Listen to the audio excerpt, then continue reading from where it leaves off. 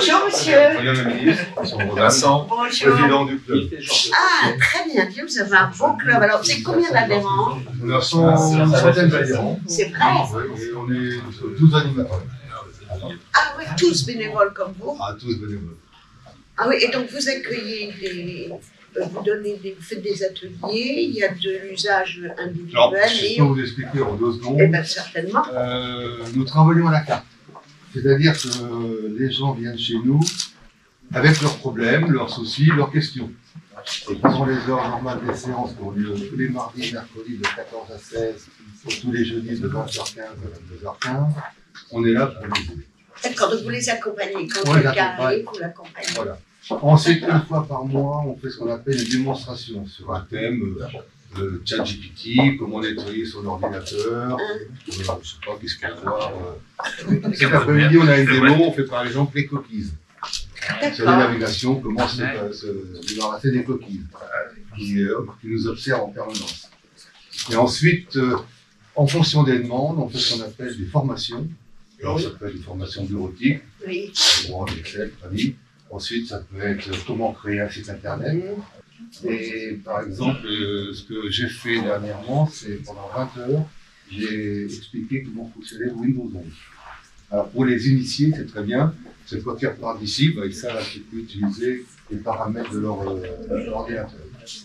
Parce qu'on a essentiellement des retraités. Alors les retraités, des fois, ils arrivent ici, où est-ce qu'on allume l'ordinateur?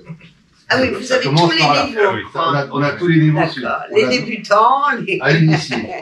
D'accord. Parce que c'est un lieu de partage informatique aussi entre initiés.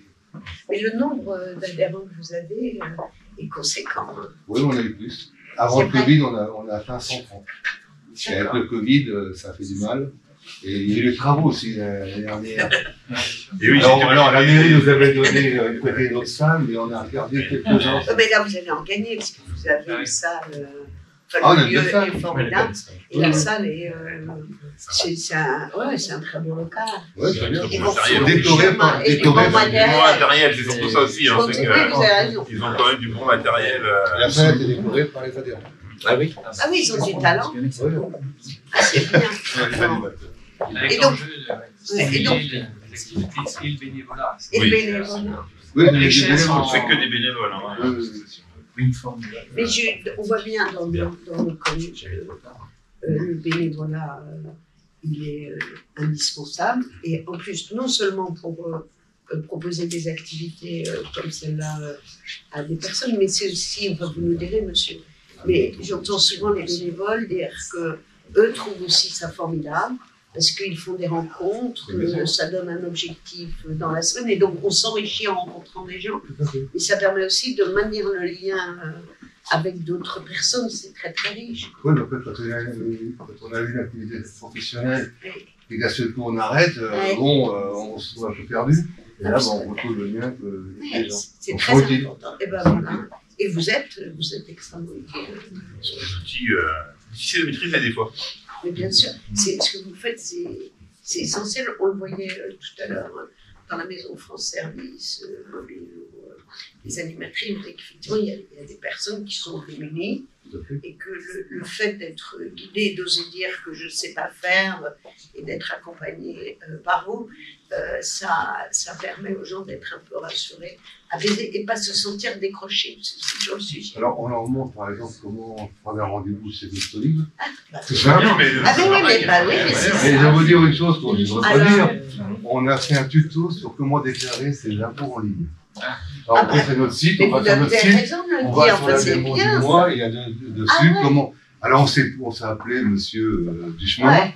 et on a fait toute la procédure. C'est formidable. Eh bien, une semaine après, une dame est venue, elle m'a appelé, Jean-Claude, tu peux vérifier si j'ai bien rempli? Ah, bientôt, ça ne me regarde pas. Trahi. Après, absolument. Alors, j'ai pas regardé les chiffres, Ah oui, mais là. c'est bon. Et ça veut dire qu'elle avait confiance en vous. Ah oui, voilà. Monsieur Duchemin n'a pas eu de contrôle fiscal. Ah, merci. il met tu l'impôt. Je vous assure, j'ai rien détourné pour le coup.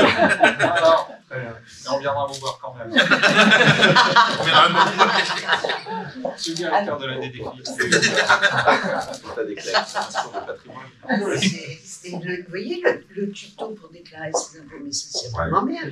Parce que les gens, ils reçoivent ça, ils se sentent déjà, comment dire, il y a une pression quand on fait sa déclaration d'impôt. Le fait de faire ça de cette manière, ça stresse encore un peu plus. Et on n'ose pas toujours demander là d'avoir le tuto et de pouvoir venir voir, mais c'est juste formidable. Vous êtes en fait une annexe de la maison France Service. Oui. Ouais. Non, mais Je le dis en plaisantant, mais. non, mais c'est savoir utiliser l'outil informatique qu'on demande de plus en plus. Oui, aider les gens à être autonomes. Voilà. Ah oui, c'est Et le tuto, c'est vrai que ça aide à devenir autonome. Mais bien sûr, ça rend confiance. Oui. C'est bien. Merci beaucoup, monsieur. Bravo. Merci, Laurent. Merci. Merci, Merci. Oui, on va. Il y a des filles, Oui, mais bon. C'est bien, c'est bien. En plus,